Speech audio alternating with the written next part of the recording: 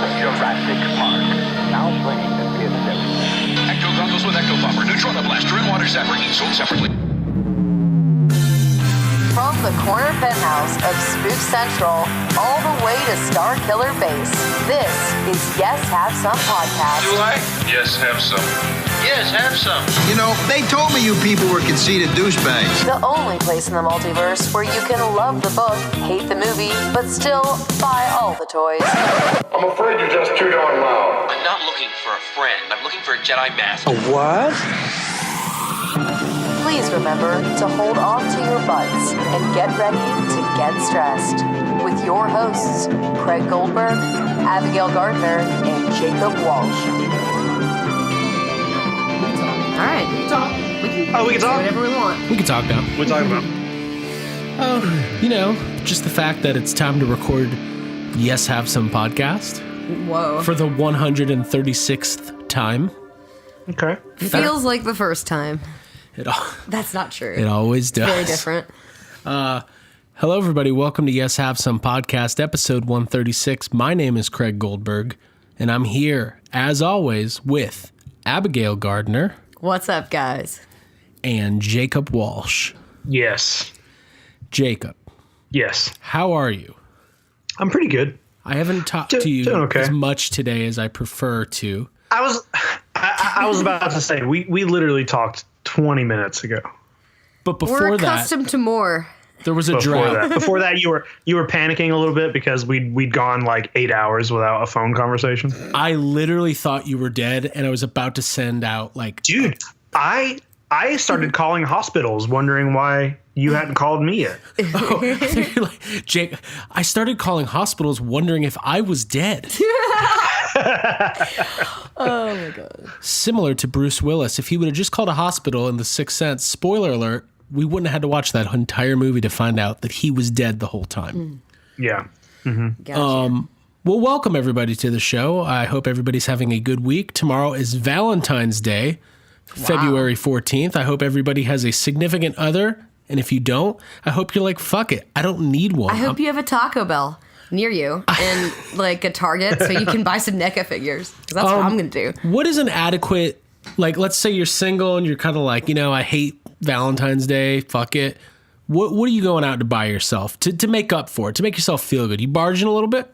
Oh, yeah. I'm going to barge. Yeah, I'm barging at the grocery store. I'm going to barge at the regular store. I might go see a movie by myself. All that. Jake, what are you going to barge? Are you barging? I'm probably going to barge on I'm going to barge on a large pizza. Ooh. That's what I'm going to do. Nice. Do you Get mean a an pizza? extra large cheese pizza? We coined a new term this week. Abigail did. I'll let Abby explain it, but basically there's a lot of variations of barging. We're coming Why up with don't you explain your term that you came up with first? Okay, here it goes. It didn't make as much sense. So I was trying to come up for a term for like when you, like, remember last week when I was freaking out about GameStop not delivering my NECA Ninja Turtles figures? You guys remember that, right? Yeah. Oh, yeah. Oh, yeah. So I came really close to a barge and I didn't get it. It didn't finish, right? It didn't Completion. I didn't complete the barge. So I was like, oh, here's something funny. That's like, it's about to get crass for a second here, but that's like blue balls. And I was like, oh, blue. Marge Simpson has blue hair. It's a Barge Simpson. Wow. And Abby was like, I immediately said no, turned it down. she said, I was immediately escorted out of the building. Yes. No, you were driving, so I let you continue to drive, and then I said that blue barge or blue barging makes way more sense. So to be blue barge. It's weird to me that your brain went past blue barge and like went around it to something far weirder. Yeah. Oh, you mean Barge Simpson? Your Barge Simpson. Because is it Marge? Is it Bart? Who knows? Barge Simpson is something else. Anyways. Yes, Barge Simpson is a definition to be defined at a later date. Yeah, but to be blue barge is to like get all your stuff lined up for a purchase and then for whatever reason not like follow through. And there's a million reasons why it doesn't go through. We've all been, have you ever had the classic Debit card gets declined, Blue Barge. Yeah. That's a fun one. There's, lost mail. And then there's the self-inflicted Blue Barge, which is a sick thing that people do where they put a bunch of stuff like in their eBay cart and they just don't pull the trigger. It's very upsetting. Or they look We at do the that same constantly. website and refresh it constantly without buying any of the things they Oh want. yeah, like every Mondo drop, I just see if I might be able to get the poster, even if I don't buy it. I get all the way to the cart and I just can't press the button. Yeah.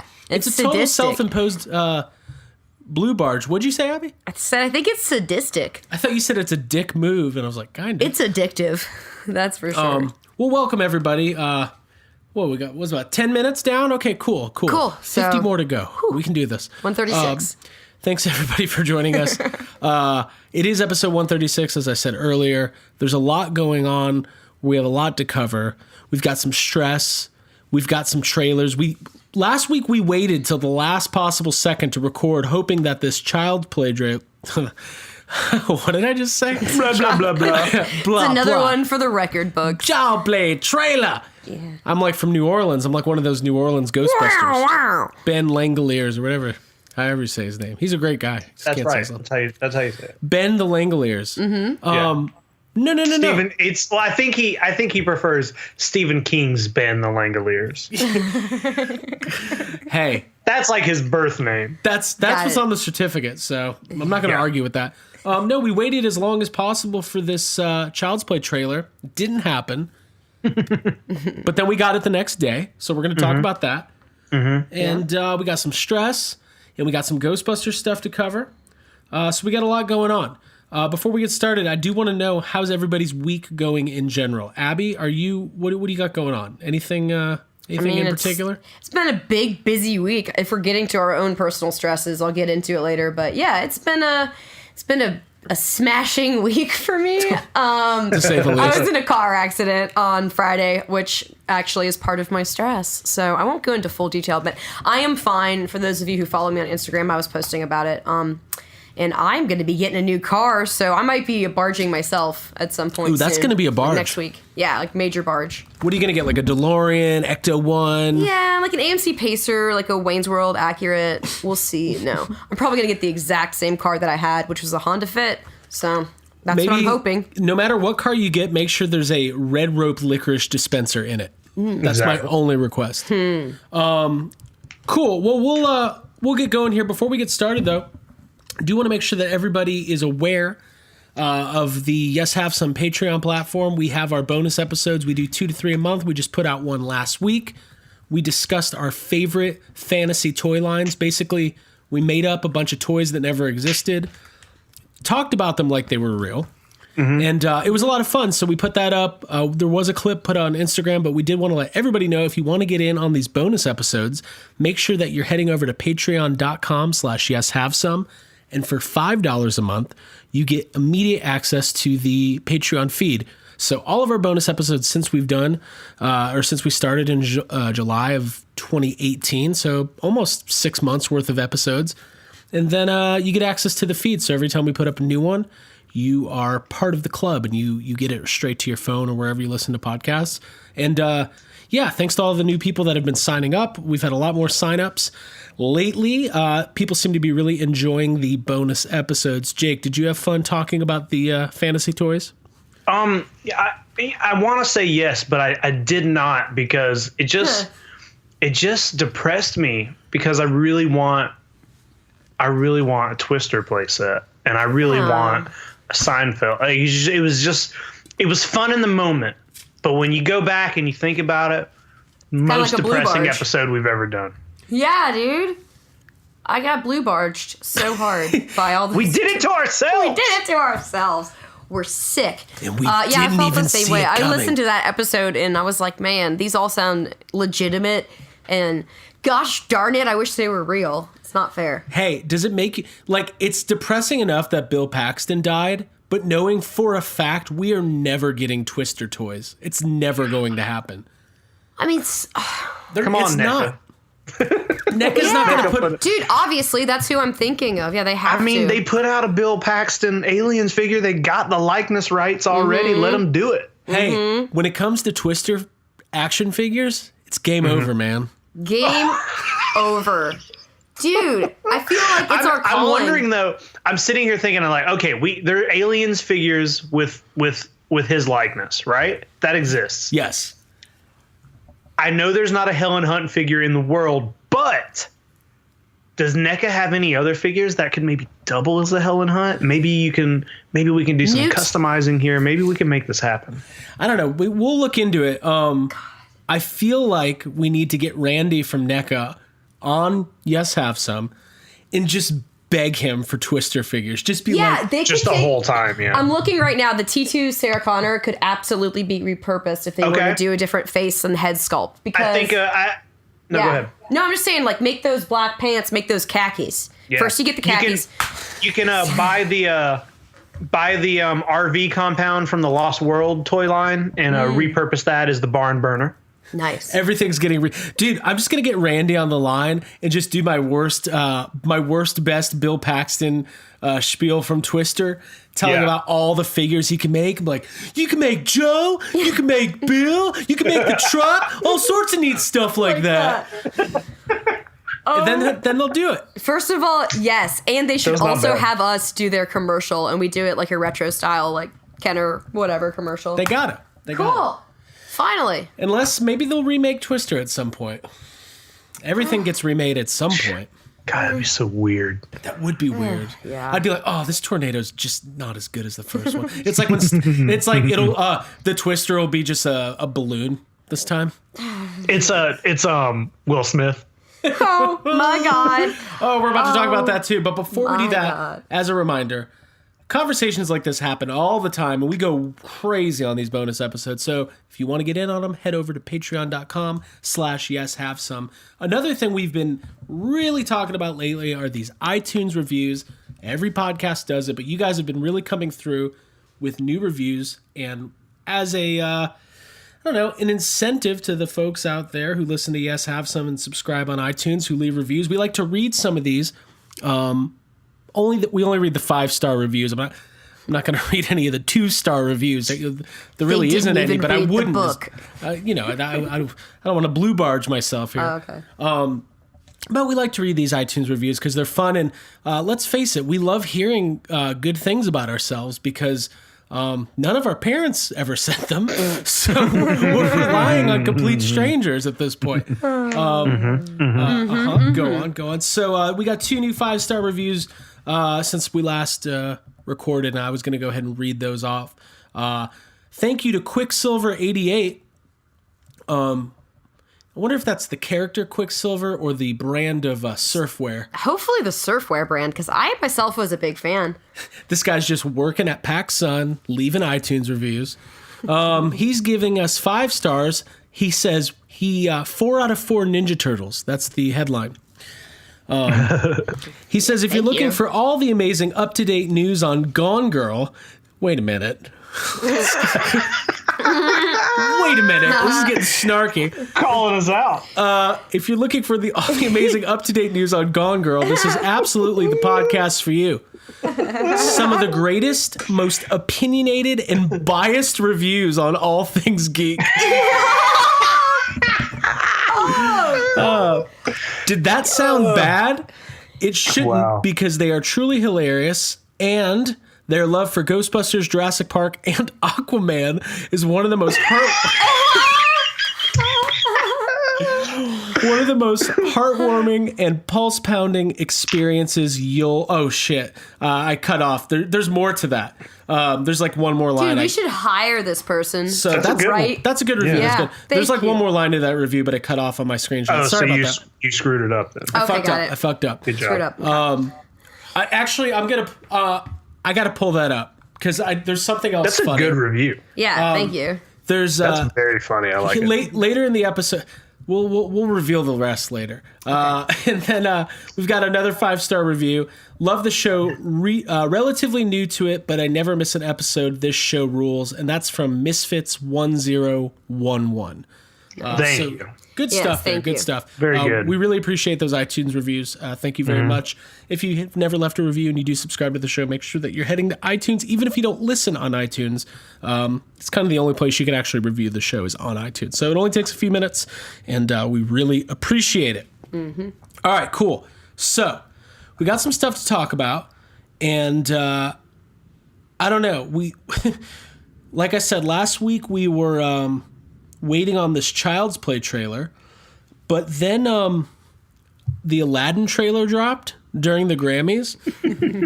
And Fell out. our official Facebook group, Yes Have Some Group Therapy, turned into like an all Aladdin discussion board. Yeah. Guys, I was watching Aladdin today while I was doing yoga on VHS. I was like, You were doing yoga on VHS? no, I have a VHS capable TV right by my yoga mat, and I put Aladdin on. VHS capable TV. What do you call that? I have a very old television set. And it has something in it. What's Yeah. it called? A VHS player? Close. What are those things called? VCR. There it is. Thank you. I knew it had a V in it. So I put Aladdin in That's what today. she Is all said. I was gonna say, and it's all right. But that fucking teaser trailer like caused so like as soon as I saw it, it was like I got that tingle, like that excitement feeling of everyone is going to be talking about this immediately. Now, here's the thing. I don't like just hating things for the sake of hating them. I want, like, we've talked about this so much on the show. We are a little cynical around here, but we do want to like things. Like, I don't like get off on like, I'm not one of those people who's like, oh, fuck that, like comic book dude on The Simpsons, you know, with Barge Simpson. No. I don't like hating things for the sake of hating it, but when I saw this Aladdin trailer and we saw Will Smith as the genie, I knew that it was going to like basically bring the world together and world peace would happen because collectively everybody took a huge shit on the Aladdin trailer, right? Like it was bad. It was like, wow. Remember a couple weeks ago when they put out the first images and everybody was like, why isn't Will Smith blue? And then they put out the trailer and everyone was like, no. No. What did they do? Jake, what was your initial thought here? You know, it's weird. First of all, like, so the first thing you see in the trailer, the rest of the trailer doesn't look awful. It's basically all Will Smith. Will Smith and hold on, why is Jafar like hot?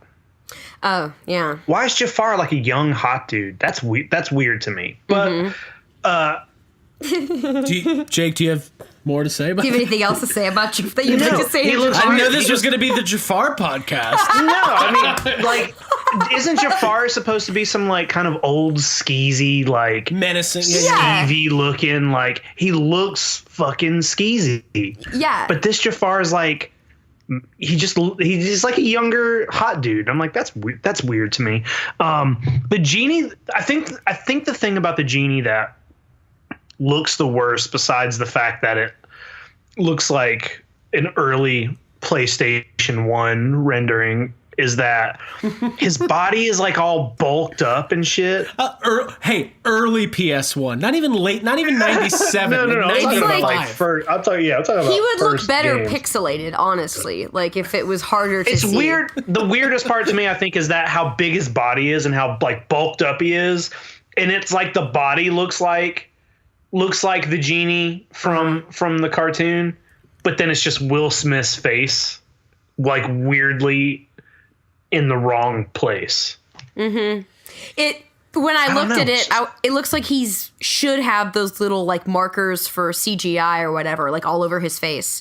Like Yeah. he's like there's no way that's the finished product. You know how I'm sure it's not. But I can't imagine it's going to get much better. No. you know in like the Avengers movies, like with the Hulk, like you can kind of see the facial structure of Mark Ruffalo, but it's changed, right? It's like expanded and stretched out, and it works for the character. But this is like they superimposed like a bad Photoshop Will Smith like blue face over like kind of a not great animated body, and it's just very off-putting and also very funny. I don't have any connection to Aladdin. I don't care Actually, most Disney movies, I didn't grow up on them. While everybody else was watching Little Mermaid and Aladdin and Lion King, I was like, Back to the Future, 1, 2, 3, Ghostbusters, 1, 2, repeat, Back to the Future, 1, 2, 3. So I don't really, like, I'm not mad about this. And I actually liked a lot of people didn't like the Beauty and the Beast movie. I thought I was fine with it, but I also don't have a whole lot of reverence for the original, so it doesn't like affect me in that way. Word, yeah. But to me, and I also like Will Smith. Like, I like more of Will Smith's stuff in his career than I dislike. Like, love the Men in Black movies, like the Bad Boys movies. Like, maybe lately I'm getting a little bit of an Adam Sandler vibe, where it's just kind of like, oh, he's kind of like for his last 4 or 5. But that was the thing that struck me the most, is that like him like the genie reminded me of that Orc movie on Netflix, and it just, whatever that was called, that's not Bright. Good. Bright. Yeah, it's like, don't remind me of that, please. So yeah, I mean, I don't have a deep connection to Aladdin, but I think the soundtrack was pretty catchy. I was definitely into that as a kid. So, I mean, yeah, the soundtrack was great. And here's the thing about the soundtrack to Aladdin. You had to sing, to be in to do that. And I don't think Will Smith sings. I know he had a rapping career, but like the genie has, 2 or 3 of I think the best songs from that movie.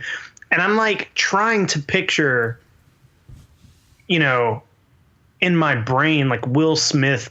Do we think maybe someone else would have been like someone with a choice? set of pipes? Yeah. Hey, I wouldn't even say he's that charismatic these days. It's not. You know who should be in this movie? You know who should be the genie? Who? I'm gonna say it. I think Jack Black should have been. Fuck you! I was about to say it, Jake. I know you were gonna. I didn't know, but he already makes looks sense. like a genie. He is jovial and jolly in nature. He sings very good, and he's very funny. And he would have been cheaper than Will Smith too. Yeah, that's true.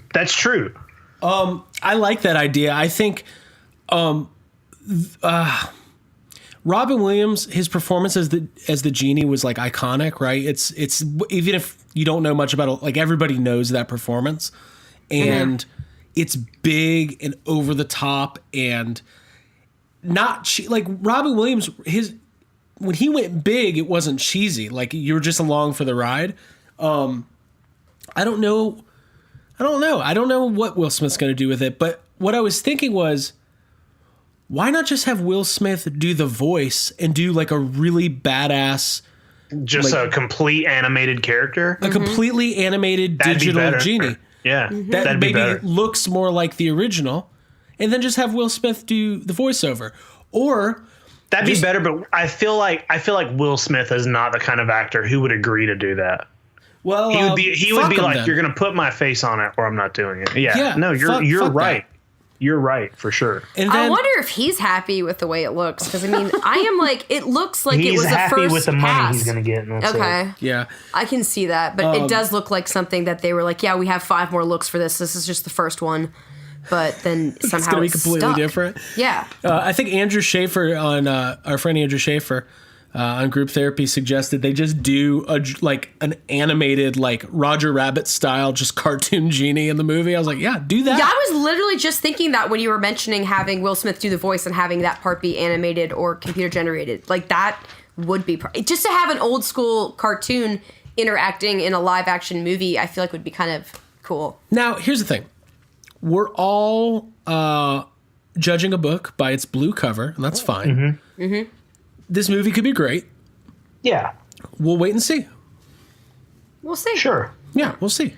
It's been going through a lot, right? With like post production and whatnot. I don't know. I guess. I mean, Whatever. It's taking its time. Hey, it looks like it's going through something. Something's going on. But what I did love is how everybody in Group Therapy, Group Therapy, out of all the Facebook groups I belong to, this is the more positive one. People, we like to laugh and be snarky, but it's not. None of this was coming from a hateful place, but people had a lot of fun talking about this Aladdin trailer. So right. So thank you, Disney, for the fodder.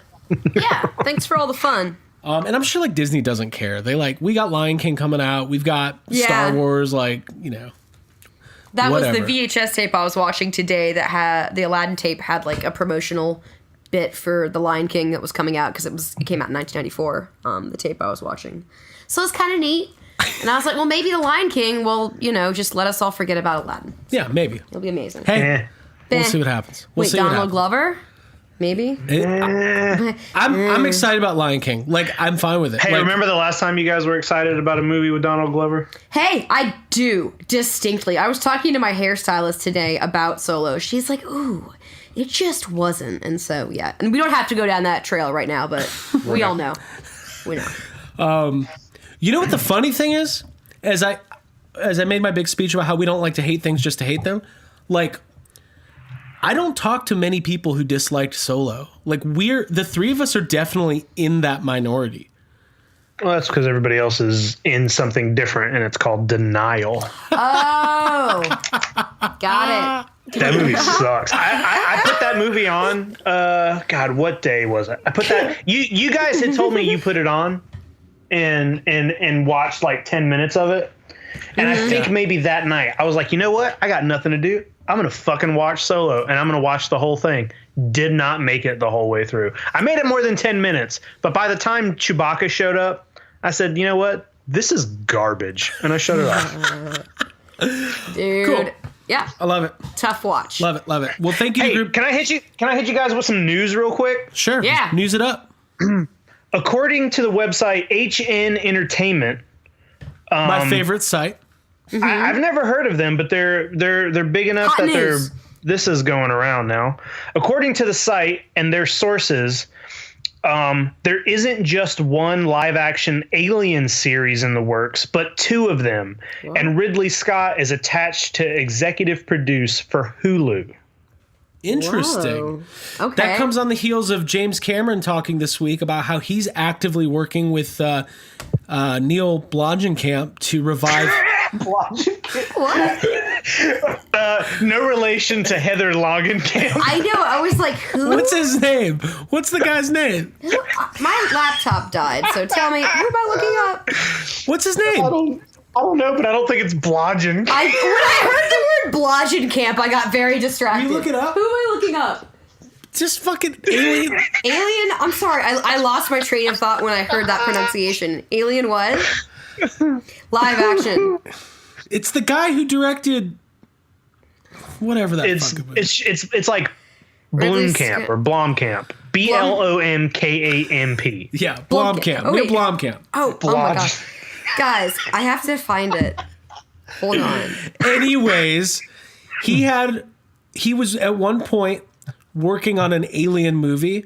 At the same time, Ridley Scott was developing what ended up becoming Alien Covenant. And this would have been a movie that kind of ignored Alien 3 and 4. It would serve as a direct follow-up to Aliens. It would feature Sigourney Weaver and other cast members. And apparently James Cameron's working with him to bring that back onto the table. So, man, maybe we're about to see a huge revival of Alien things happening. It's possible. Yeah. I shouldn't say go for it. revival because it's like, unlike some franchises we love, we've had consistent like Alien content. Yeah, for our but whole I lives. would call it a revival if it's good in any way. Yeah. Right. I'm down to watch a Hulu series. Because Covenant was definitely like more of a nail in the coffin than like it was a positive for anybody. I Sure, don't think we It remember wasn't that great. fondly. It wasn't. I remember watching it and saying things like, "I don't like this." They use that movie to teach flute classes now. You can just learn. There's that much flute playing. You can just learn the flute. Hello, I'm a classically trained flautist. I went to the Juilliard competitor Covenant. I'll learn They're from. like, hey, they're like really. You're like filling out a form, and you have to write down who your instructor is, who you learned by, and like people now can put Michael Fassbender. Michael Fassbender. I learned from yes. Merida from Aquaman. Played the flute on the edge of the boat. There's so much flute Pretty playing good. going on in movies this time of year. If you have Anchorman has the time best to play flute a scene flute still. in an action movie, an action movie. it takes away from like the immediate urgency of it. I hope they make like a new Die Hard and there's a big flute scene. Yeah. That's just the new thing. That's just the new thing. You know, it's these Hollywood trends. It's the equivalent of the bass drop during the trailer, like the whoa whoa whoa whoa, which we actually have in our intro. Has anyone ever noticed that the intro to our our podcast has a trailer bass drop? I've never listened to it. All right, there is an Are we engaged recording person. these? Jake's never listened to the podcast. Big reveal, episode 136. Well, Jake, thank you for that breaking news. We'll keep an eye on that. That'll be fun to see what happens with the Alien franchise. Yeah, for sure. That is cool. And I guess we should tag on this week. It came out that the Terminator title for T6 is Dark It's Fate. tough. Terminator Dark Fate is the official title. No Fate. I think that is cool. Dark Fate, I can get into that for sure. Yeah, it could be a dark fate for the franchise. We'll see. Hey, we'll see. We'll see. Jake, you playing Pogs over there? What are you getting into? Knocked over something in my laughter. Did you win? This is the most fun I've literally ever I wish had. I was playing Pogs over here. Dude, I thought get Jake that was pog solo champ. pogging. Man, I thought you had a big slammer. Okay, cool. I So, still have a lot of pogs if you guys ever want to get a game going. Just saying. we did have plans to put out some YHS Pogs, and we're still going to at some Do we point. have a milk cap? We bought a Pog maker. Maker. Now we just now we need the khakis. We have 60 blank pogs. We're gonna give out blank Pogs. Khaki pogs. Khaki colored Pogs. Alright, the most boring thing. YHS khaki pogs. Did we all do cocaine before this episode? We were all over the place. And Yeah, Maybe. it's good. I really like it. Okay, cool. There was a couple Ghostbusters news and notes I wanted to bring up real quick. We can rapid fire most of the stuff.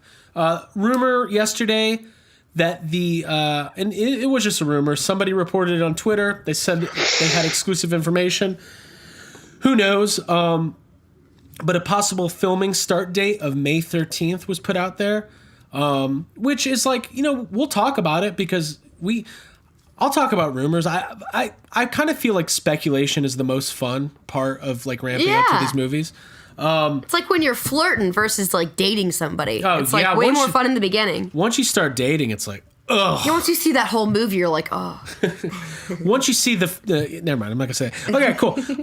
So May 13th, possible start date. Now, what might lend a little credence that things are really ramping up, I should say, is that Jason Reitman tweeted last night, or Instagram, I should say, a black and white photo of outside of the Ghost Corps office, saying that he was leaving work, something along those lines. What was the actual caption? I sent it to both of you.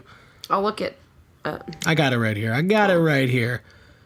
Do I? Here it is. Jason he Reitman. says, Just leaving the office. yeah, just leaving the office. And I replied to it from the YHS account. I was trying to think of something funny and clever. Couldn't think of anything. So I commented, I said, "Are you a god?" What I was going to say is like, "Hey, doesn't your dad work there?" It's all... Take your son to work Bring day? your Question kids mark. to school Damn day. it! Damn it, that would have Jake! been good as a You should have called either Jake or I because we both thought of a good Christ. joke. Better than yours. So, I'm looking at it right now. Yeah, and then there's going to be information flowing, every week. So we'll report on anything that seems a little tangible, but it does seem like they're ramping up and that production could be started pretty soon. If they are starting as soon as May, I would think we'd hear some casting pretty soon in the next month or so. So we'll see. Should be good. And then yesterday, Mondo, our beloved Mondo, had a drop yesterday of Ghostbusters pins, prints, and tiki mugs. I know that there was some disagreement amongst the podcast on the print by artist, I believe Ken Taylor's his name. I loved it. I really did. It's different than the kind of piece of art that I would normally like. I can't pinpoint. I'm not an art critic, okay? Get off my back. I don't know why I like Hey, it. nobody's on your back. I feel it's coming. We haven't even Yeah, spoken. nobody said anything. Yeah, Mr. Defensive. All right. Well, I bought it. Fuck them. It's going up. And that's what I said. I don't have to. It's fine. You know? It's I going wanted up. a Ghostbusters print, and Dad said I could get one.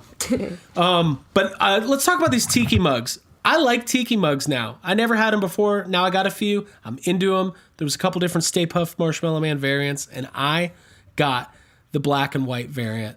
And I'm very excited because I've never bought one of the Mondo tikis, and now I kind of feel like I'm in one of those exclusive clubs. Yeah.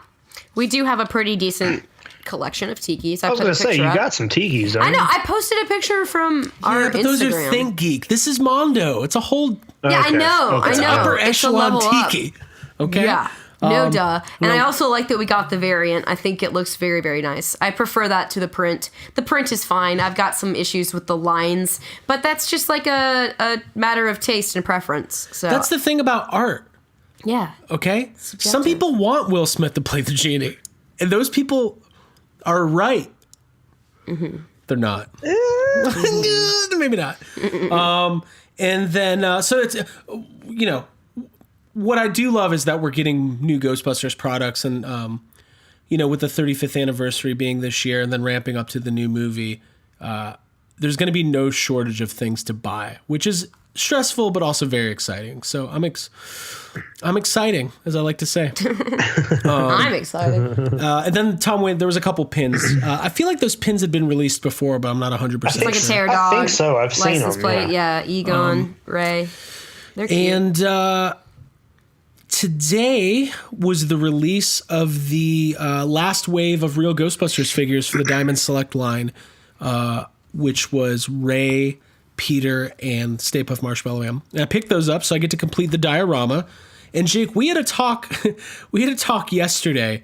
I wanted to bring this up about the Diamond Select figures and the complex that you're having, and the stress. I know this isn't going to be your stress, but the this little problem that you have. It is a problem. I was hoping you would talk about it a little bit. I can't. So I own a good bit of these Diamond Select figures. I don't have all of them, but I own a good bit of them, and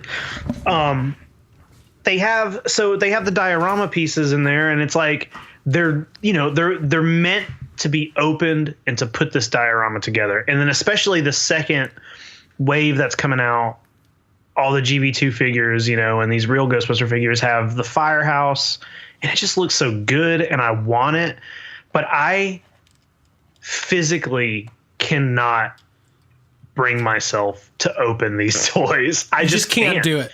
I can't do it. I have they don't even display well in the packaging because they're so big. The packaging and these if you buy the Diamond Select figures with the bases, they're so fucking big. Yeah, there's the packaging's bulky. There's no way. I have them basically all sitting in a box in my toy room, and I sat down and I was like, I'm gonna open these. They'll look good opened, like in a DTOF or just not even just on a shelf.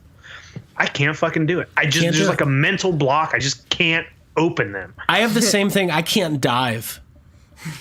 Dude, I've been trying my whole life. I can't force my body. Off of a diving board or off just the edge of the pool? Now we have to go. Now we have to go on a vacation. Dude, first of all, I'm good at diving, and I love diving. I was trained by an Olympic hopeful at the YMCA when I was Michael Fassbender. No, his name was Pike Hightower. And I remember That's not that. a real name. Yeah, it's real. I had a crush on him. He had a really cool Honda Civic, and he trained my brother and I how to swim and Wait a minute. how to dive. Aren't we all technically Olympic hopefuls? Guys, the amount of times I said Olympic hopeful to my friends as an 8-year-old was probably too much. We all. I would love to be oh yeah, that's Craig. He's a world-renowned javelin thrower. He's hoping to be in the Olympics. Of course I am. We're all Olympic hopefuls. Can we put Olympic hopefuls in front of our Yes Have Some podcast? Yeah. Yes. You are now listening Pike to Hightower and see how he's doing. Hold on. Pike Hightower presents Olympic hopefuls. Yes, Have Some podcast. Brought to you by the all-new 97 Honda Civic. Oh, it was probably a 93. It was a hatchback. It was purple blue. All right. Well, which one was it? That's two different colors. It was Purple blue? purpley blue color. I remember being I like that. It's feminine. It was a red, yellow. You taught me the breaststroke. It's pretty cool. Well, I can't dive, and Jake can't open action figures, and Abby can't make it to the Olympics. No. We're having issues over here. No matter how hard I try. So it's cool, man. It's cool to open these figures. The one thing about the Diamond Select figures is they take a while to actually. They're every aspect of the figure is tied down with one of those little ties. So if you were to sit down and to open 12 or 13 Diamond Select figures, it would take you 2 hours. So there's that too. Great. Whew. I don't know if you have enough time for that. I don't know if we have time. But they do look good displayed, and I actually, the first diorama was great with the Gozer Temple, and this diorama looks great, which is the outside of the firehouse, and hopefully they keep the line going, and maybe we'll hear some stuff at Toy Fair this week. I don't know what the next diorama would be, but I had an idea. I'll talk about it during my stress. Oh, okay. Okay. Stay tuned for that. It's can't miss stress this week. Cool. So I wanted to mention one more Ghostbusters thing before we move on to our stress. We don't have to spend a lot of time on this, but I was listening to our friends at the Ghostbusters Interdimensional Cross Trip, Troy and Chris, and they were talking about this article that was on the AV Club, which we posted the article on YHS, but we never really talked about it on the show, and I thought it was worth bringing up, especially since during their discussion, they brought us up a couple times. I think that anytime the word Ghostbusters and anxiety are in the same sentence, people start thinking about Yes, Have Some, no matter what. Like, even people who don't know us, like, we just pop into their head. Like, I had a vision. It was a girl and a kid who couldn't dive and a man who wouldn't open his action figures. And they were worried about Ghostbusters. And they were hoping to go to the Olympics. Yeah. No. So Chris and Troy were having this discussion about this article, and basically they brought us up in the fact that they just talked about how opinionated we were about things in the world of Ghostbusters, and how we had our own stress leading up to Answer the Call, and like how we were super into it and then we cooled off on it.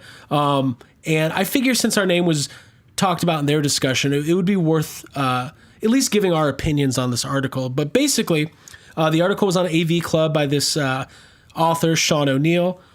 It was a very well-written, well-done piece, one of the better ones I've read about fandom and Ghostbusters specifically. The TLDR is that the point he was trying to make was that there's so much anxiety about Ghostbusters because the first movie was such lightning in a bottle perfection, but it's also kind of a product of its time, and that Ghostbusters isn't really a franchise in the way that like Star Wars or Star Trek or one of these other major franchises is, that it should just kind of be left alone, and all of the ancillary stuff like the comics and the cartoons and everything, they don't, it's like the IP is very popular and people know Ghostbusters and they want to push it as a big property and a big franchise, but it really doesn't need to be. So I kind of wanted to get your guys' thoughts on that. If you agree or disagree, I can start it off. It is to the fans is what my immediate reaction to that is if people are saying, I read the article and it sounded like they were saying the mythology isn't there within Ghostbusters to have a universe. But I feel like the people who love Ghostbusters, being the three of us and the people who listen to the show and outside the three of us, there, that's it. Just us. We're the only three that matter. I think that we want it to have that much of like lore and mythology to it, and I would want to have a universe that extends out of it. Whether or not the original movie offers enough to go from, I'm not sure. I agree with this article in that the cast that worked on Ghostbusters and wrote Ghostbusters and all of that, I believe it was a lightning in the bottle situation, and it was very hard to recreate. But I mean, I don't think that it shouldn't be done. I would disagree and say that I'm fine with it being touched and messed with, and especially by the son of Ivan Reitman. And like while reading this article, reading son of Ghostbusters director Ivan Reitman, I'm like, yeah, I still feel fine. The question I want to pose though is, okay, so what is it specific? Because what Chris and Troy were discussing, their take was that, Ghostbusters was the topic of this article, but this anxiety about the franchise you love is something that kind of stretches across the board and is not exclusive to Ghostbusters, is that every fandom has this in some way or another, whether it's new Star Wars movie, new Star Trek movie, new video game, and a big, new Kingdom Hearts. There's always going to be some people who are hesitant about tampering with the thing they love. Mm-hmm. My takeaway was, so the question being, what specifically about Ghostbusters causes the anxiety? And my take is the reason why there's so much anxiety directly tied to Ghostbusters because it is a major franchise that has been around for a very long time. And I think people sometimes are surprised how big the actual fan base is. It's not as big as Star Trek or Star Wars, but there is a big core, hardcore fan base of Ghostbusters. And I think people aren't aware of it and they're surprised by it. There's also lots of casual Ghostbusters fans, but the thing is on top of all that, Ghostbusters is also held up as one of the great comedies of all time by just the general movie-going public, right? So the beginning of this franchise is like a home run times 1,000. Like Star Wars was visually stunning, but it wasn't until like Empire Strikes Back. Like people say Empire is better than the first Star Wars movie. We don't have that with Ghostbusters. Like Ghostbusters started off with basically the best it could ever be. And I think anytime you move forward with like, okay, it's already the top tier. Now we're going to have a sequel. Well, are you sure you want to do that? There's no way it could be as good as the first one. Animated series, so on and so on. And I think one of the reasons why it causes so much anxiety is because how high of a bar was set when when Ghostbusters became a thing. Like it was like, bam, here's one of the greatest comedies of all time. Bam, Dan Aykroyd, Bill Murray, Harold Ramis at the top of their game. Bam, here's a hit song that like everybody in the world knows. Like where can you go other than like down? I think is maybe something subconsciously people go through. We can talk about this more, but I wanted to throw to Jake. I agree with what you just said, and I think it also probably doesn't help that after Ghostbusters we had Ghostbusters 2, which it like underperformed and it didn't quite hit expectations, and then after that we got 30 years of back and forth, and 30 years of like, we're going to make another one. We're not going to make like that kind of stuff. Like, it seemed like we make fun of that a lot and it seems silly, but I think like that's a big part of it. Like it kind of became a joke, and it became like no one wants to touch this because there's this idea, there's that idea. This is not going to work. This is going to work. We're going to do this. We're not like that kind of takes a little bit of a toll, I think. Yeah, it's for the fans who wanted another Ghostbusters movie. That entire period from 1989, especially into the 2000s, like 2000 to 2010, it felt like every couple days you're just hearing a new rumor.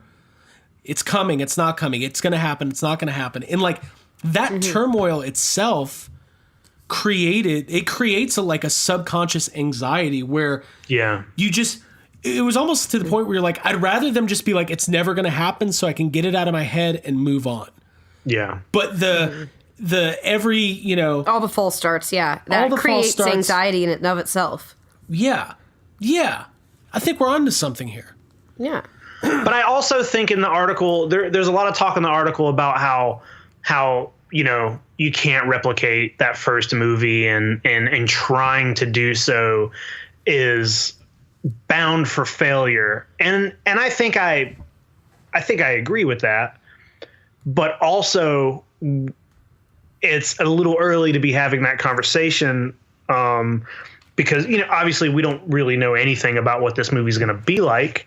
But if it is as different as some of us think it might be, then that's not an issue anymore. Because, like, I don't think they're going – like, to me, I don't think this is going to be a movie where they're like, we need to get 4 funny guys and let them – ad lib until it's perfect. Like, I don't think that's the kind of movie this is going to be. And I think you're absolutely right. And I think the people who aren't as in tune, like I had this discussion with John Yerkeba recently about how there really isn't a lot of character development in the first 2 movies. Like, we're given our 4 characters and they're basically those characters, and they're basically the same in the second movie. And we know Venkman's the mouth, and Stantz is the heart, and Egon's the brains, and Winston's the everyman. And we know all that. But I think as a community, we've spent 30 years going, what happened to the Ghostbusters? Did they continue? What happened to these characters? Like, just because there wasn't a whole lot of development, like, that doesn't mean we don't want to see it, right? Like, I think as a fan base, like, if there's an appetite for the studio to say, hey, we can make money off of this franchise, because that is what the studio wants to do. At the end of the day, it's a product, and you want to put out a good product so people buy it. Yeah. I think that the person who wrote the article is maybe underestimating the want and the need for us to say, like, well, I want to see these characters later in life. Yes, I think if the demand is there, then they will supply it. Like, that's what I'm feeling.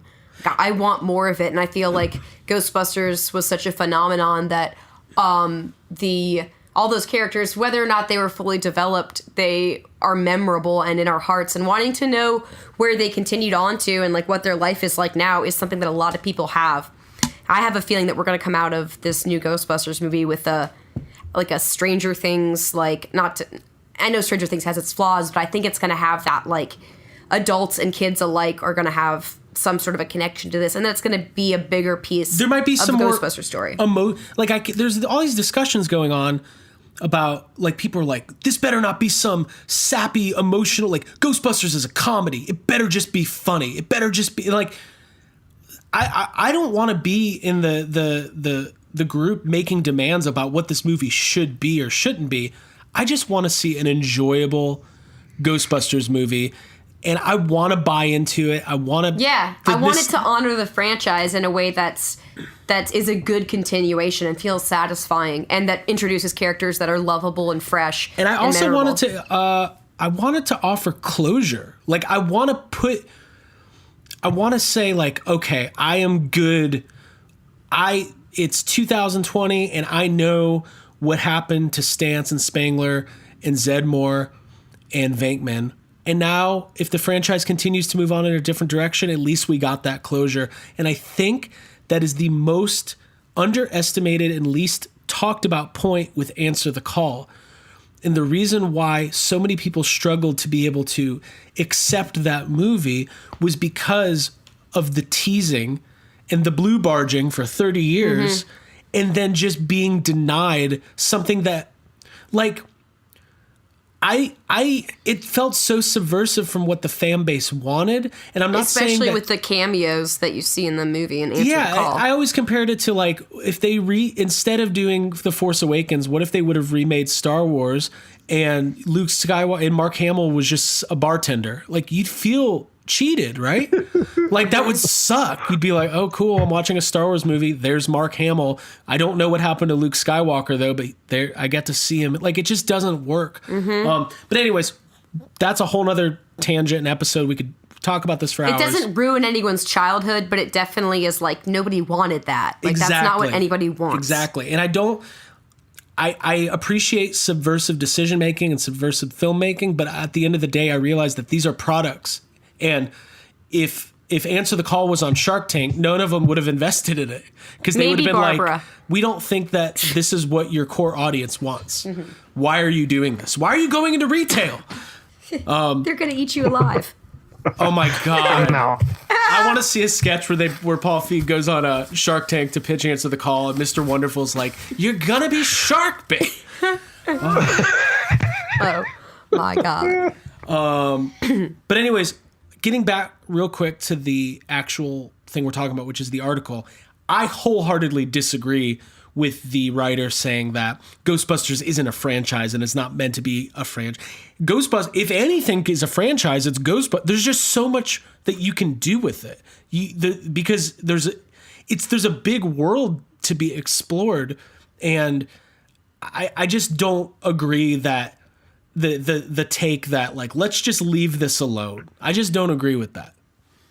Yeah. No, me either. Because I'm selfish and I want to see another Ghostbusters movie. Yeah. The existence of our podcast fights against that idea of, like, oh, just don't. No, we want more. We talk about it. We keep it alive. You know what? Here's my take. You live exactly one time. You get one shot at this thing. I want to see as many fucking Ghostbusters movies as I can. Yeah, one of them will stick. Before I'm a ghost. And I gotta sneak you to the theater. Ooh, that's kind of cool. If you're a ghost, you don't have to pay. So, Thank God. All right. Death Come for me now. I'm sick of these Fandango points. Okay, cool. So it was a good article. I'm not disparaging the person who wrote it because it was well done. It was very well written, yeah. I just kind of disagree with the points being made that like, and I do think, I don't know if Ghostbusters, quote unquote, has more anxiety tied to it than other fandoms. I just think that all of the shit from 2016 is still so fresh in our minds because it wasn't that long ago that maybe it just feels that way. Right? Yeah. Yeah, maybe. Yeah. I don't know. I think so. I think the article mentioned the stuff that was stirred up with, not to go back into it, we talked about it last week, but Leslie Jones and that tweet and all that. Just being like, oh, it's still somehow continuing. Because it's really not, because since the new movie's been announced, it's been like 99% positive. People are like, cool.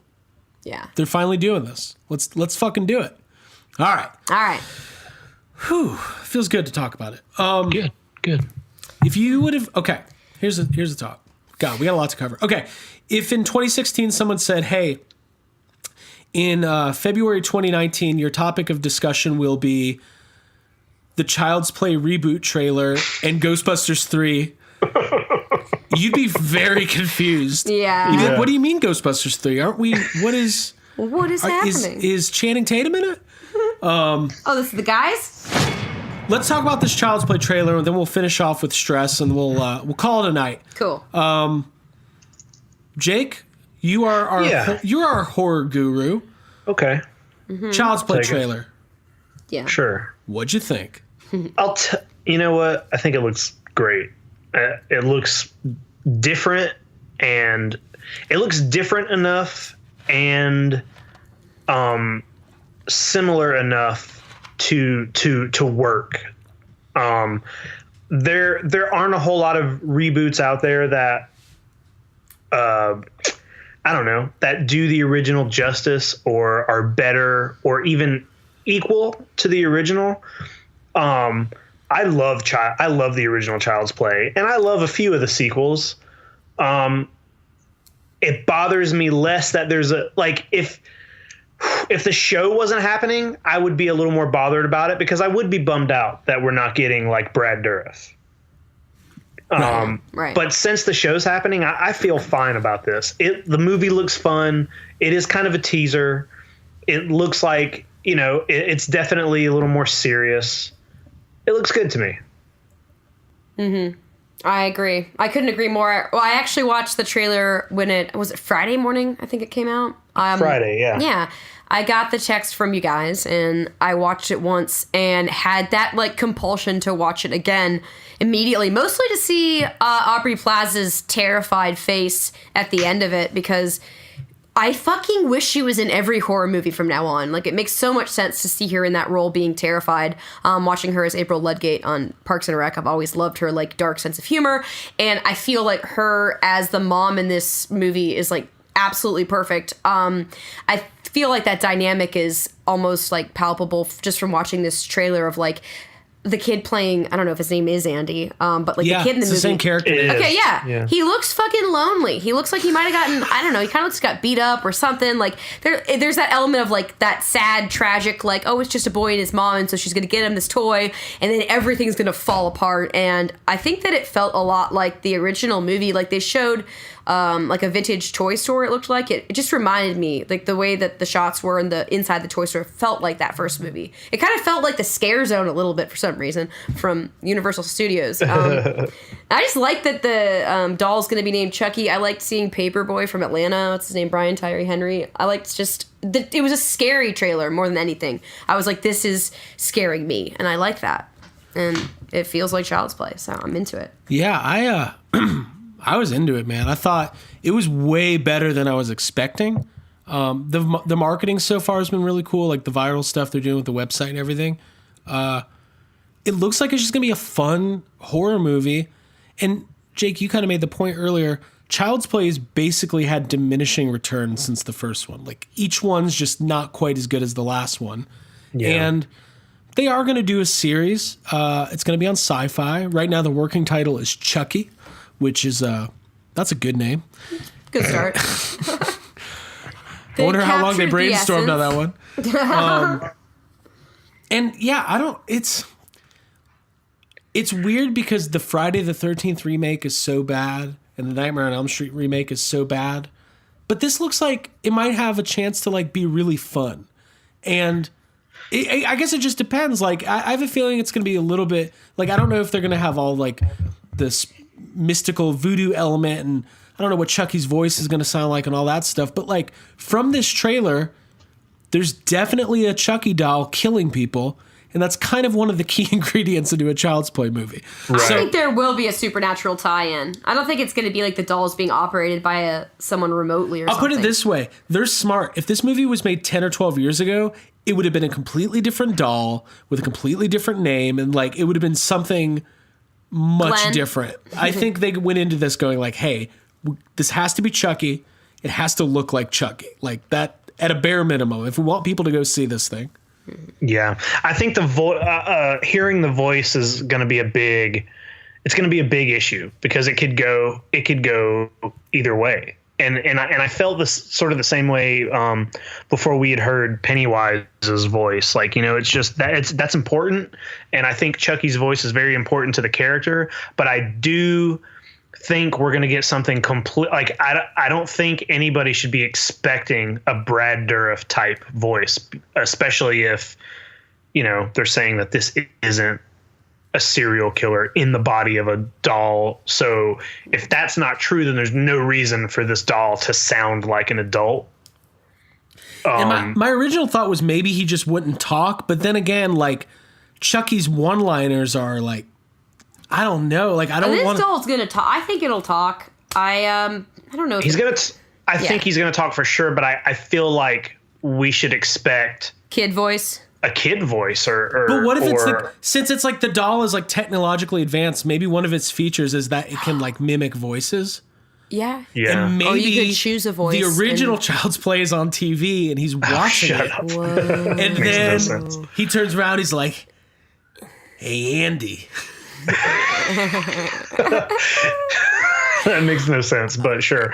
It looks fun. It looks fun to me. I think we're in a different. You're talking about the Nightmare on Elm Street and the Friday the 13th remakes. Like those came out in a different time, and I feel like at that time, all of those horror movies were going through the motions of all being basically exactly the same. The Texas Chainsaw that came out, like they're all very, very similar. And even though we're getting that a little bit with like current horror trends, it also seems to be a better trend nowadays to actually, if you're remaking something or bringing something back, it seems that people are trying a little harder to do it the right way. There's also been like a big, there's a big thing now where we hire directors who are maybe like up and comers or younger or people that we know love the source material. So I feel like from what it looks like they're respecting the feel and as much as they can without just completely copying the original. In a half-assed way, which is what I think those other remakes did, where it's like, we're going to do it, but just so we make the money. Dude, I like rehash it. Dude, this is going to be another Answer the Call. We're going to be 5 months of like, dude, this is going to be fucking awesome. Child's Play is back. Deal with it. Flying to LA, going to the premiere. Got my Chucky overalls on. And then like next November, we're going to be like, that was fucking awful. Well, here's, you know what? I feel like I hate to be this guy. I love the Chucky series that we currently have. But out of, I don't know, what are there? 7 of them? 7 or 8. 7 or 8. There are about 3 good ones. And like, even maybe 1 or 2 of those like good ones are, you know, questionable. Like the first one's amazing. And, you know, 2 is fun. 3 is like, oh, okay. Is 3 military camp? Yeah, that's the military game. And then they just get really, really bad. I always felt like Curse of Chucky, you know, when it came back, is maybe the second. I think maybe almost as good as the original. Like it's very good, and it felt like a true return to the first movie, a return to like the seriousness of the first. But then when Cult came out, Cult is bad. It is so fucking, and I'm like, the same guy is behind every one of these movies. Why are they so widely different as far as like quality and tone? I don't get it. So that's one Jake, of the reasons, I would ask the same thing to Olympic hopeful Pike Hightower. just get them on. Yeah. That's something, but that track record is something that keeps me from being like, fuck this remake, because I'm like, hey, the last Chucky movie was the worst Chucky movie that we've ever seen. Mm-hmm. So why would I be mad at somebody else taking a fresh stab at it? Here's the stab? Here's the thing about these Child's Play movies. The canon is just not that important to me in this specific franchise. Hey, you know who else is not that important to? Don Mancini. Yeah, and because also it's fucking all over. It's all over the place. Abby, you watched Bride of Chucky and Seed of Chucky. Do you? Ooh, I don't think I got all the way through Seed. I definitely watched Bride of Chucky. I feel like Jake treats those two movies like he does the Leprechaun and the Hood movies. He's like, strike him for the record. I think that Bride of Chucky, like, no, it's definitely a tough watch. It's a byproduct of its time. Like, it's got a lot of the humor of the time and some funny moments, but not. It's not like a strong movie. Jennifer Tilly tweeted some shade saying about the new trailer, that's not her Chucky. Okay. All right. Well, all right. Dude, she said, you know what? She did the same thing when they rebooted Liar Liar. Dude, she's got a baby voice. Wow. Yeah, I don't know. I'm excited about this movie. It's just, again, it'll be fun to go to the theaters and see a Child's Play movie because there hasn't been a Child's Play movie in theaters since like 2003 or something like that. Since Bride of Chucky. Yeah, it's been a long time. Plus, Seed of Chucky, I mean. Oh, Seed. Comes out the same day as Toy Story. Yeah. So you do the double feature. I'm double featuring. Double feature. Dude. I'm going to triple feature. I'm going to watch Child's Play. Twice. Watch Toy Story. And then I'm going to watch Child's Play again. I like it. Okay. We should I'm all excited do about that. Toy Story. That's not actually happening. Keanu Reeves is in Toy Story. Mm-hmm. So is Key and Peele. Yeah, it's going to be good. I wish Key and Peele were in Child's Play. Yeah, me too. I wish Key and Peele were in everything. Yeah. Dude, Jordan Peele's the best, man. I wonder if they offered him the chance to do Ghostbusters. I was reading an article with Jordan Peele, and he was talking about how he turned down like a lot of franchise offers. Mm-hmm. Oh, that'd be cool. Yeah. Hey, it would be funny. It would be funny. It would at least be funny. I'm trying.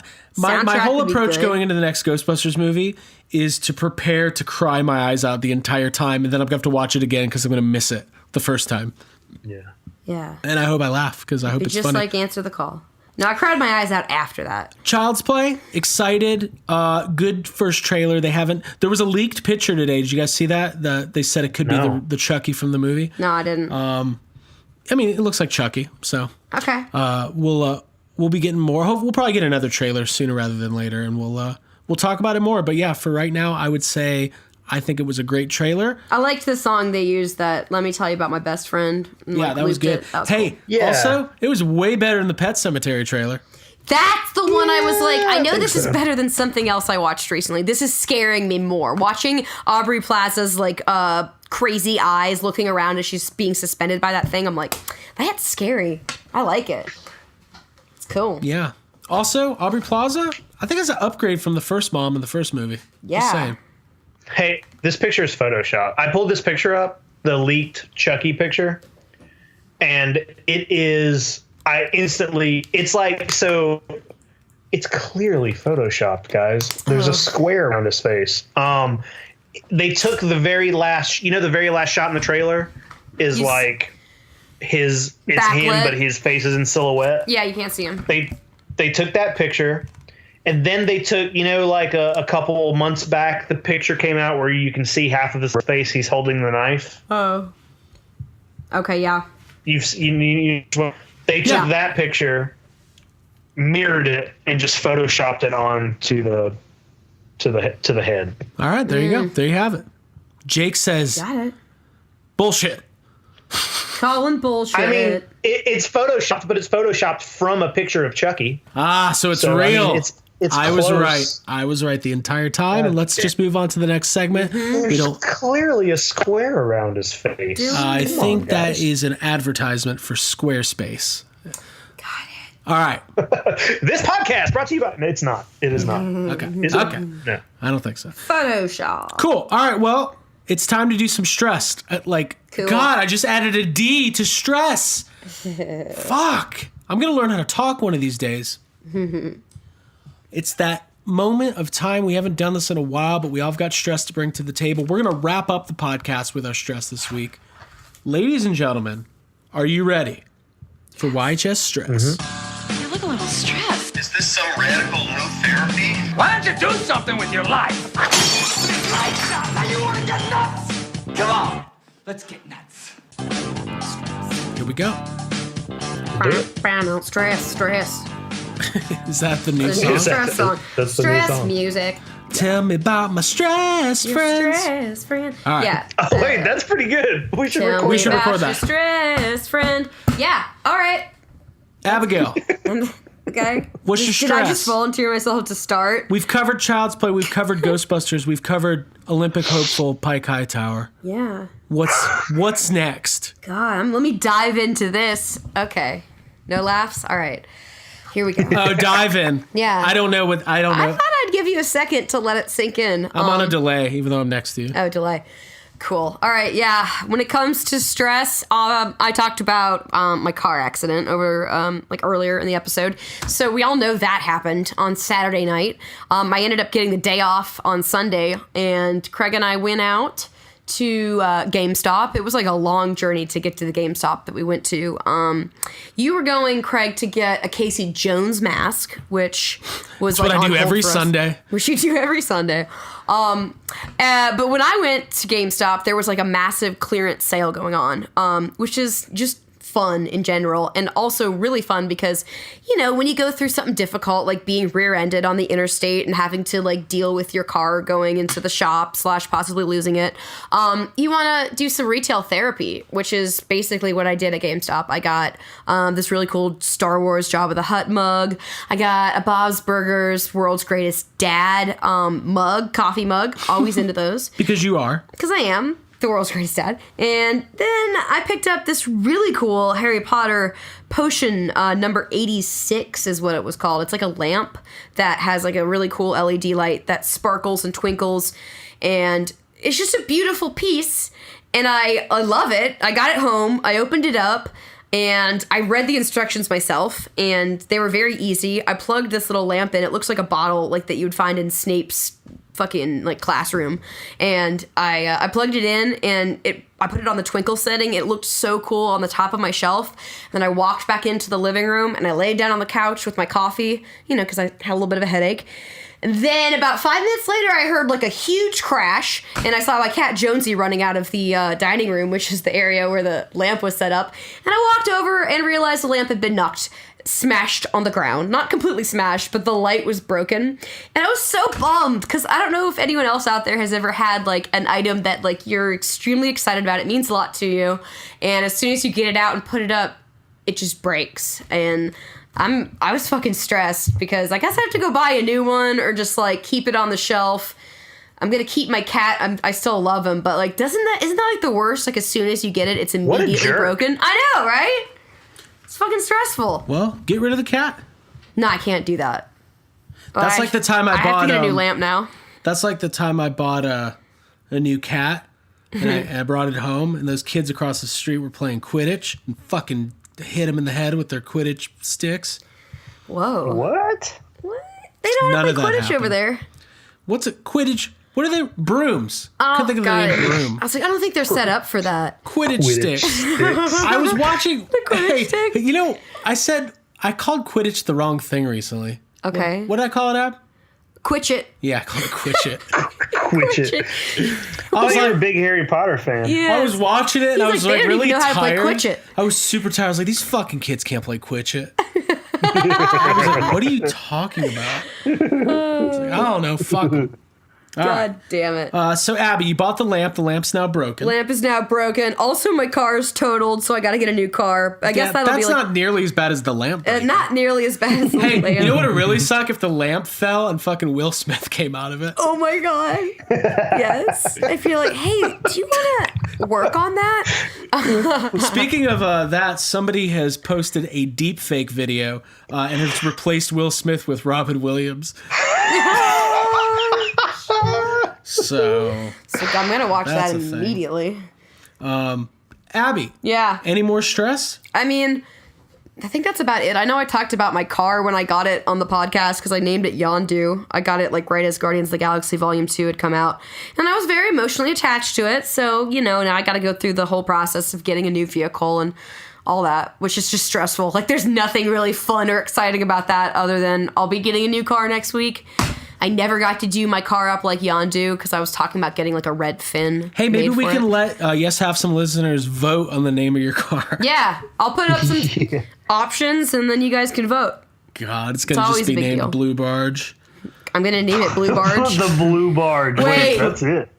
Yeah, because I want to get the same color. Obviously, I'm a creature of habit. I'd like to get another blue Honda Fit. Blue purple? Yeah, blue purple. Oh my god. Pike High Tower. Fuck. Yes. I got to get a Civic hatchback now. Track down Pike High That's Tower. some good stress. Yeah, that was a fun trip to GameStop. Mm-hmm. And we met the people that worked there. And we told them to listen to the podcast. So if they're here listening. You told the GameStop people to listen to the podcast? Did you tell them to skip the episode where you just talk shit about GameStop for an hour? You know what? No, Jake, I'm counting on them listening to. I realized these guys, listen. After these we guys, drove away, I was like, isn't our most recent episode where we're talking shit about GameStop? Dude, this guy had said, he's like 30. He's worked at GameStop off and on since he was 15. And at one point, I overheard him say, he was talking about how terrible it is to work there. And he was like, listen, nobody who works at GameStop has any remnants of a soul anymore. It's just some of us are good at faking it. I was like, oh my God, Mr. Happy. Yeah. Lord. Maybe they're just having a bad time at their specific GameStop. Yeah. I don't know, man. We dropped some mega bucks. I got that Casey Jones mask, but that'll be later. Abby, that was some good stress. Thank you. I gave him a button for Yes Have Some Podcast, and I argued with the guy one misread it. He goes, VHS podcast? I was like, you dildo. Abby just called, and then I Abby did called not him call him a dildo. But the one guy behind the counter was talking shit about Captain Marvel, and I was like, no, and I was very emphatic about it. I still had a lot of adrenaline from the car accident, and I was like, no, she's been working out. The movie's gonna be good. Yeah, Abby was normally Abby is not one to I don't know, have a public confrontation with a stranger, but her and this guy were yelling at each other. I was like, what is happening? Yeah. It was fantastic. It was fantastic. First she got her haggling with people, and now she's yelling at people. Yeah. What's next? Yeah. I'm going to be in fights, so watch out. She's going to act no more Olympic hopeful. Abby just makes the Olympics. That sounds yes. The podcast Olympics. I love it. Jake. Yeah. You got some stress, man? A little bit. Yeah. Bring it on. This is a weird thing happened this week. So I mentioned on the episode maybe 2 weeks ago about this trip I'm going to take on my birthday. I'm going to go down to the Everglades and get into the water with an alligator. So I'm trying to get prepared for it. I'm having to pick up some supplies. I was told I need possibly a wetsuit and a dive mask and just all this shit, right? So there is a dive place directly across the street from where I live. And I went in there and I was like, yeah, I need this and this. And I didn't get a wetsuit, but they're like, we have masks. And I also had to get a weight belt. So they show me to the masks. And now this is a pair of goggles. Yeah, right? You're like, there's not a Ninja you go Turtles swimming mask. in these, you wear exactly. I'm like, that's what I want. I want the Ninja Turtle. Hey, pair. Jake, don't you have a Slimer mask that you could? Sorry. Well, you come on. I'm you definitely. come I'm gonna wait. Should I wear that in the picture? With this thing? No, you don't want all the signatures to melt off in the Everglades. God, you're right. No, dude, somebody snaps a candid photo. It's just the top of your head of the Slimer mask, and they think they discover a new species in the Everglades. What you don't know is that alligators are offended by Slimer, and it just rips my face off. Dude, I like that. I love it. So I'm looking at some goggles, right? Is it offensive to people who like dive is like a serious thing to call them goggles and not a dive mask? I don't know. Maybe. I don't know. I don't dive. Dude, they can get over it. I'll tell you why we don't call these goggles. Because goggles are $5. These are the most expensive goggles I've ever seen in my life, and probably on the like cheaper end of what they had. I spent $75 on a dive mask for this trip. What I love already is like I'm thinking about all of the other things in your life that you've bought that are way more than $75 that are way more useless than this. Well, mask. that's well, hold on. You're right. First of all, you're right. Like this is like, I don't know how to scuba dive, but it is something I've wanted to learn. And if I do learn, I have to have these. You know what I mean? Mm-hmm. So it's like, it is something I would use more often. It's a necessity. Like you can still be a Jaws fan without owning a production used barrel. Exactly. Can you? But not a good one. You should bring the barrel with you to the Everglades for no reason. I thought about that. Just bring it. I'm gonna harpoon the alligator and attach a barrel to it and just start quoting Jaws. They'll be like, "Sir, you can't do that. You just murdered an alligator." Not with 3 barrels. He can't. I just see Craig and I coming out like in a little boat. Out of nowhere. Yes.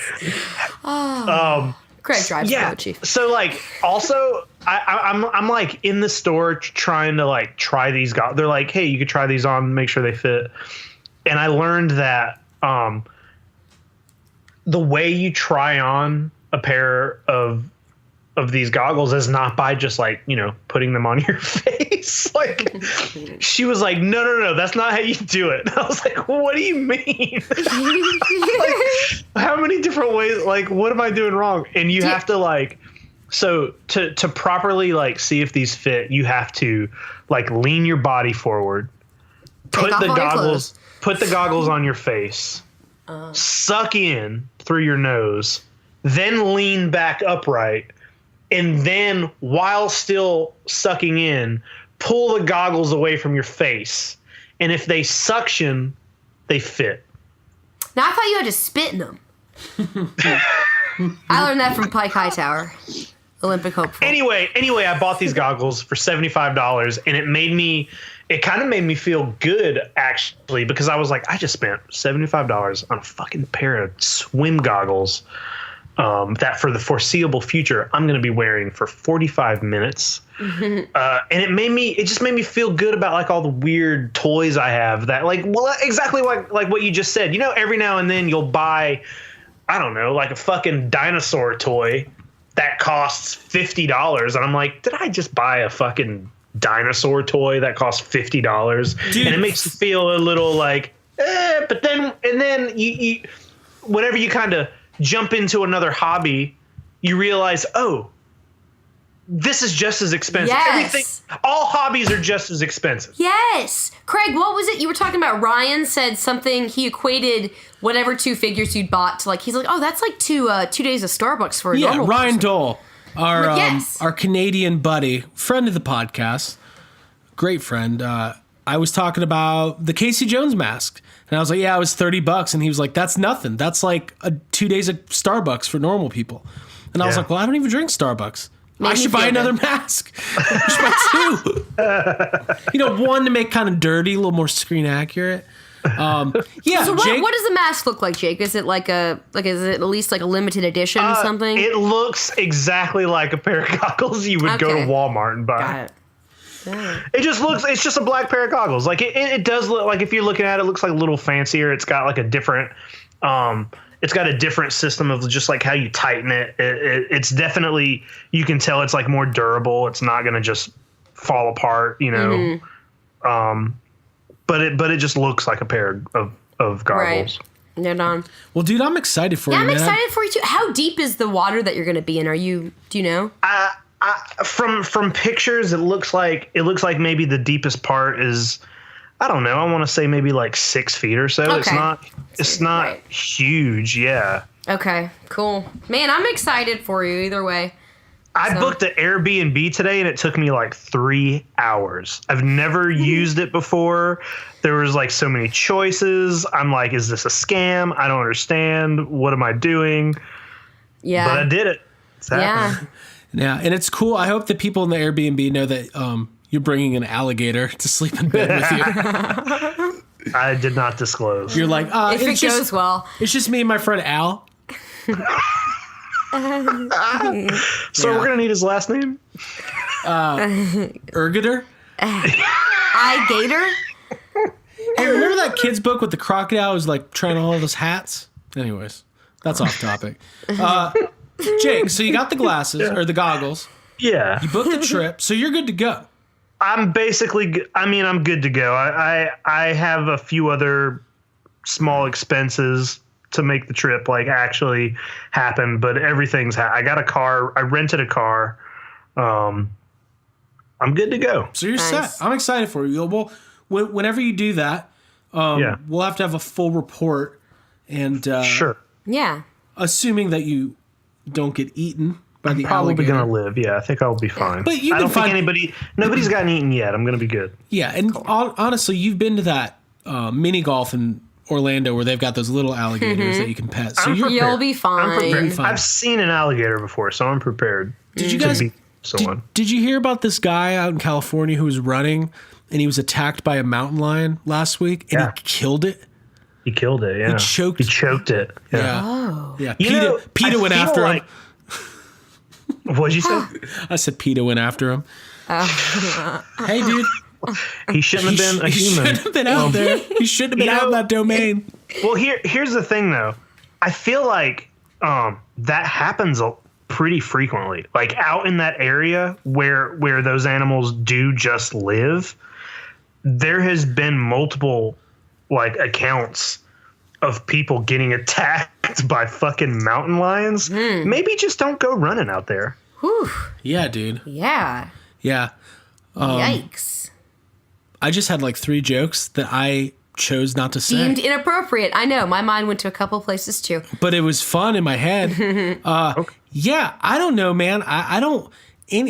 There's like a golden retriever loose in our neighborhood, and I lock the doors. Yeah. Like I don't mess with wild animals. I'm telling you, man. Is it? Hapeville Are you coyote? guys sure it's not the coyote? The Hapeville coyote. I love that coyote. My favorite. It's back.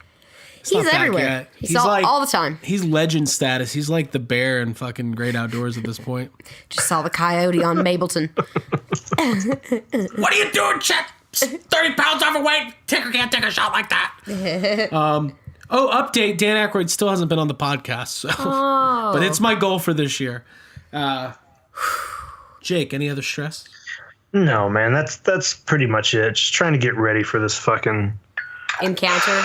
Yeah, it's a lot. It's a lot. It's a lot. Well, it's gonna be good. I guess Have you practiced what you're gonna say? Well, just Well, I'm trying to figure out what I'm gonna get signed. yeah. Hey, dude, bring that Pazuzu statue. Yeah. He won't sign that. He signs it Sweet Dreams. Then digests Oh it. God, I love it. I love it, man. Well, cool. Well, thank you for that. I'll wrap it up. Yeah, you got stressed, Craig? Mine will be quick this week. Mine's a little bit of a recap. Last week I was ranting and raving about not getting my Ninja Turtles figures, and I went back and listened to it, and you could tell in the tone of my voice, like that was just, I was very sad that day. Yeah. But I just literally in my head, I was one of those dumb collectors who I was just like, I don't think I'll ever get them now. They'll never be available. I missed my chance. I'm going to have to pay eBay prices. I got them. They're here. They're in my house. They actually came today. What I did was I canceled my original pre-order in store, and they became available online. So I bought the 4 of them, and they arrived today. I have not opened them up yet. I did take a quick glance, and they are absolutely beautiful. But my stress has to do with toy fairs this weekend. It's my favorite weekend of the year, even though I'm not there. I'm all set up. I'm going to sit on my couch with my laptop open all day Saturday, tracking all the news. Lots of toy news. Hopefully, man, we'll get some new NECA reveals, maybe some new Star Wars Black Series stuff, hopefully some new Ghostbusters products. I'm really hoping we find out what happens with this Diamond Select line. I really want them to go forward with the line. I think the real Ghostbusters figures they're doing are incredible. I would love to see more ghosts, maybe a Janine figure. But my idea was they just did this diorama, which is the outside of the firehouse. They should do one for the inside of the firehouse. How cool would that be? Like, we've never had that. Like with, the office? That would be very cool. Or if they did like where the containment unit is, maybe. Yeah. Oh, that would be sick. Something like that would be really cool. And like, I have this sneaking suspicion that Diamond Select's going to put out an Ecto 1. I really you think so? I do. I really do. That'd be cool. Do you think the figures will fit or no? Yeah, I think it'll be scaled for these figures. I think it'll be pretty big. That'd be a big Wow, that's car. a big ass car, yeah. Yeah, I'm excited. So hopefully we'll get some stuff from Diamond Select. Like I said, NECA. McFarlane's making moves, man. McFarlane announced that they got the license for DC as well as Harry Potter. And there's always surprises and stuff at Toy Fair. And man, Funko's gonna be putting out a lot of new Ghostbusters stuff this year. Maybe we'll see some of that. So every year we do like a big Toy Fair recap. So this year will be no different. Yeah, this year will be no different. So plan on next week to be a lot of toy talk.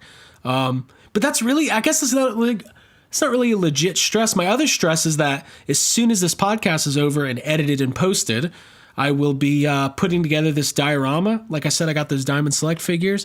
The Stay Puft. Dude, Diamond Select, there's been some criticism of their figures, whatever. Like, there's one thing you can say. They make good Stay Puffs. Yeah, the Stay Puft is like a obvious 100. It looks perfect. The 10-inch whatever Stay Puft Bank is one of the best likenesses they've ever put out.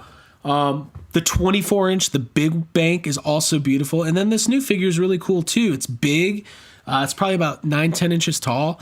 And listen, we've had tons of Stay Puffs over the years. They always have a little bit of a variation, a little bit of a artistic license. And Stay Puft's my favorite ghost in Ghostbusters, and I will buy every Stay Puft I ever see. And now I've got a Tiki mug too. So there. So yes, Which color until Tiki mug Jonesy did you knocks get? it off the goddamn shelf. I got the white and black one. I thought it looked really cool. But the regular one also looked really good. Which was kind of the traditional colors, the red and blue.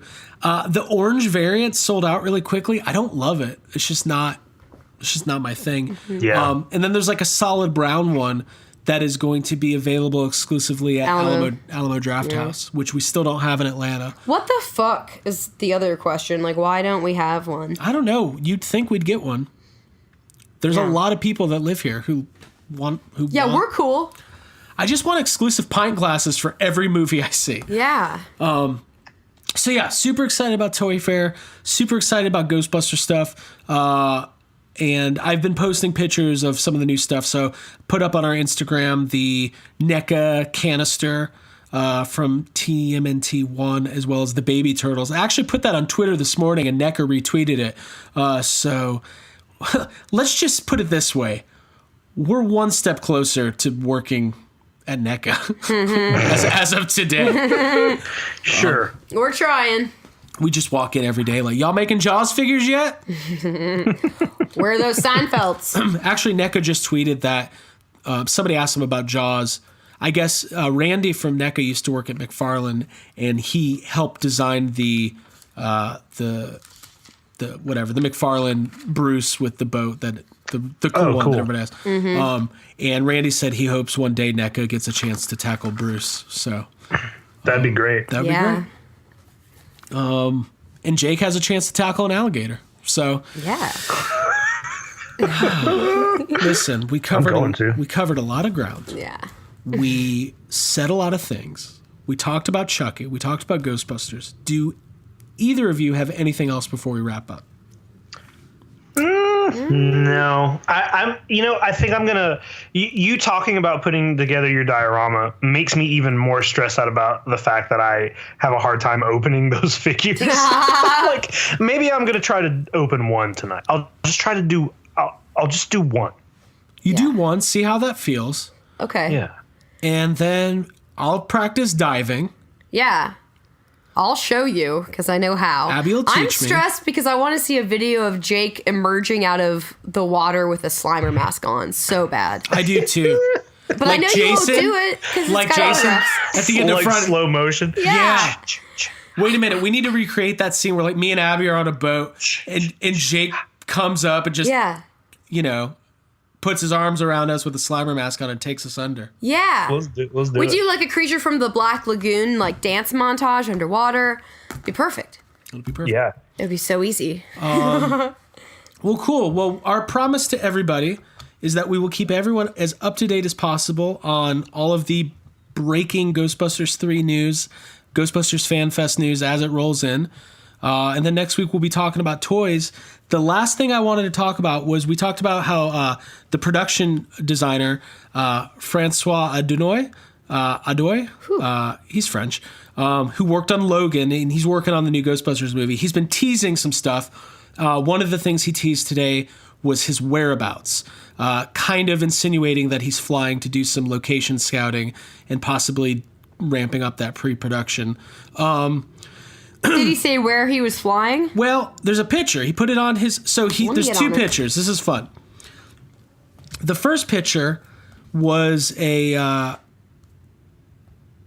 close-up of the no smoking sign on an airplane. But with a real close-up on the no part, the Ghostbusters part of the no smoking sign. And the second part was a picture clearly from the plane, and it just says, "Where am I?" It's very flat and very snowy, and I reached out to a couple friends in Canadian places who all said this looks like Canada, like rural Canada. In Canada is a place, there's different places in Canada where there's a lot of filming specifically for like tax breaks and things like that. But I'm telling you, remember when Answer the Call started filming and there was tons of paparazzi and we started seeing set leaks and all that stuff? Mm-hmm. I guarantee they're filming this Ghostbusters movie in the middle of nowhere. We're not going to see anything. Like, it's going to be... Good. And you know what? If they don't announce that, like, Ernie Hudson and Dan Aykroyd are going to be in it for a while, and if they keep that shrouded and it just is, like, a surprise in the movie, that would be awesome. Yeah, I kind of agree. Because remember, like... when Ernie Hudson, when they filmed in front of the firehouse and Ernie Hudson was there, it was really cool, but it was also like, when it happened in Answer the Call, I was like, okay, we knew this was filmed. Like, I want to stay as like in the dark as possible. Yeah, that's how I feel too. While also clamoring for knowing every everything. possible detail. All right, There's no way we're staying in the dark about no. this kind of stuff, No. especially filming. I'm like, it's guys. kind of our job not to be. Yeah. No one's... Yeah. Guys, we're sneaking on set in Canada. It's our job. We're just wearing white sheets. We're like, we're ghosts with the eye holes cut. Like, we're extras. We're ghosts in this movie. We just get kicked out of the offset. I like The country, they just kick us out. We got deported from Canada. 3 sheet ghosts driving out of the country. That's so dumb. I love it. We'll look for some nice toy stores on the way home, though. We'll be good. Well, listen, for Abigail Gardner and Jacob Walsh, this is Craig Goldberg. Thank you so much for joining Yes Have Some podcast this week. Always remember, you can find us on social media at YHS Podcast on Twitter and Instagram, Facebook.com/Facebook. That is not. Do not go to Facebook.com/Instagram.com/Facebook. Hey, go to the Facebook's official Facebook page. That's where you'll find us. Right Facebook.com/YesHaveSomeCast. And of course, the official discussion group for Yes Have Some Podcast is Yes Have Some Group Therapy. Abby, tell them how to get there. Here we go. Tagging in. Go to Facebook. Go to our Yes Have Some Podcast Facebook page. Scroll down. You'll see Yes Have Some Podcast Group Therapy pop up. You'll ask and request to join. and I will probably approve you because I approve I approve everyone, first of all. We talked about it last week. Join our group. We have 400 and growing members. We want to get to 500 and like millions. So join up. We're all very cool. It's a safe spot to come and talk and, you know, It's a safe spot to talk about Aladdin. Basically. Yeah, thank you. Yeah. And that's it. That's all we got this week. Thank you so much for joining us. Episode 136 is in the books. We will see everybody next week, and we'll be talking about toys. Toys. 3 years in a row talking toys. Bye. Bye. Bye.